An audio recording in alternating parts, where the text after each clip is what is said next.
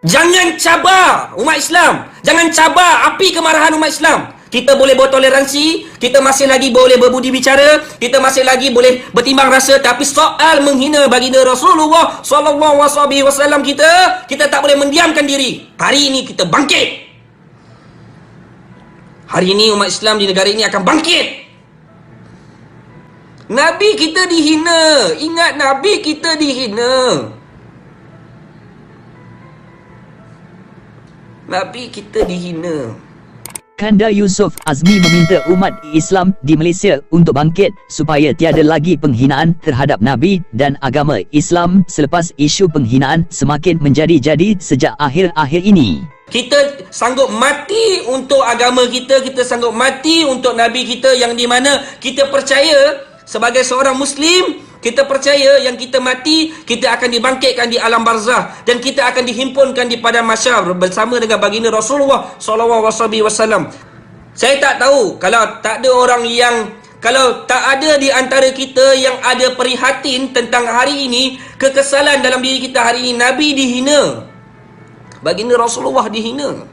Kita boleh diam, kita masih lagi boleh diamkan diri, kita masih buat tak dengar, buat pekak. Ini waktu ni memperjuangkan baginda Rasulullah SAW yang kita mati, yang kita akan bangkit di yaumul kiamah bersama dengan baginda Rasulullah di padang mahsyar, yang di mana kita nak dapatkan syafaat Rasulullah. Ingat tak Rasulullah sewaktu di Taif simpan doa ni untuk kita? Rasulullah simpan doa bila disuruh oleh dua para malaikat beritahu kepada Rasulullah, "Ya Rasulullah, engkau tadahlah tangan ke langit dan mintalah mohon kepada Allah, akan aku angkat dua gunung ini dan aku hancurkan penduduk Taif." Rasulullah kata, "Tidak. Aku simpan syafaat ini, aku simpan doa ini untuk siapa? Untuk umatku, kita. Untuk kita." Hari ini ada tak umat Islam tak terasa terkesan ke apa yang telah terjadi kepada Rasulullah? Rasulullah dihina. Jangan cabar umat Islam. Jangan cabar api kemarahan umat Islam. Kita boleh bertoleransi, kita masih lagi boleh berbudi bicara, kita masih lagi boleh bertimbang rasa, tapi soal menghina baginda Rasulullah sallallahu alaihi wasallam kita tak boleh mendiamkan diri. Kalau kita kena mati untuk Rasulullah, sekurang-kurangnya kita dekat akhirat nanti, dekat yaumul kiamah, kita ada benda nak cakap pada Rasulullah. Kita nak cakap pada Rasulullah, kita ada benda nak sampaikan pada Rasulullah. Kita ada benda nak sampai kepada Allah Ta'ala. Kita memprotek, kita melindungi baginda Rasulullah punya kebaikan akhlak yang mulia. Akhlak Rasulullah ni seperti Al-Quran, kata Siti Aisyah. Memang tiada maaf, kurang hajar, melampaui batas. Ingat, saya ada tahap kesabaran.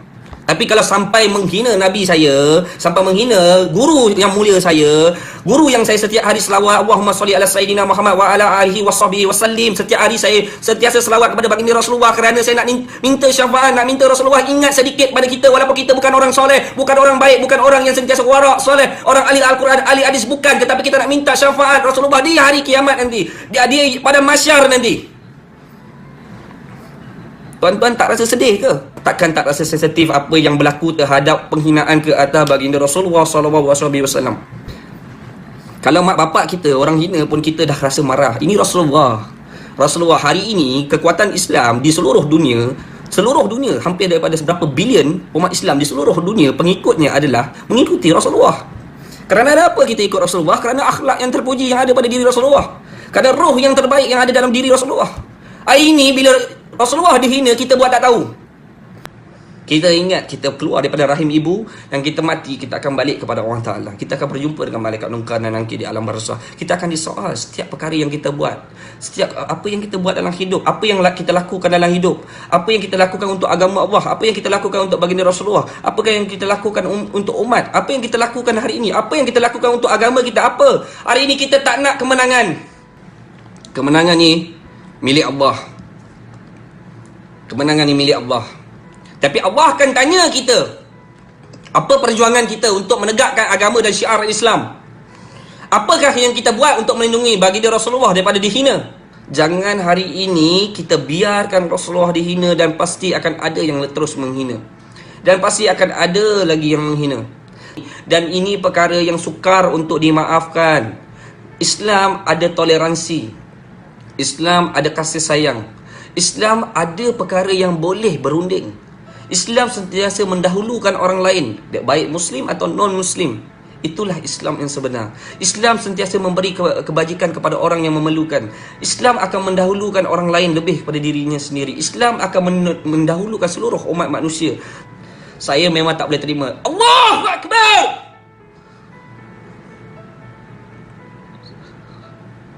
Kita tak boleh terima Rasulullah kena hina. Kita tak boleh terima Rasulullah kena dilakukan begini. Kita tak boleh terima. Ni, hari ini kita bangkit. Hari ini umat Islam di negara ini akan bangkit.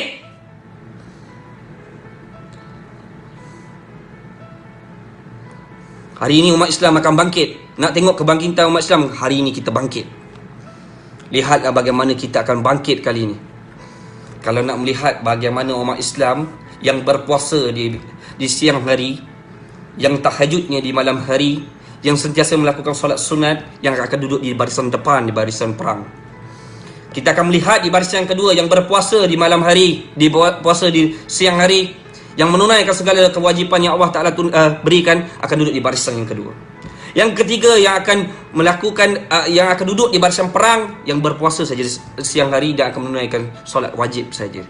Yang kita akan tengok di barisan keempat yang menunaikan solat kewajipan, dan kita tengok bagaimana singa kelaparan mengejar musuh-musuh yang telah menghina Nabi kita.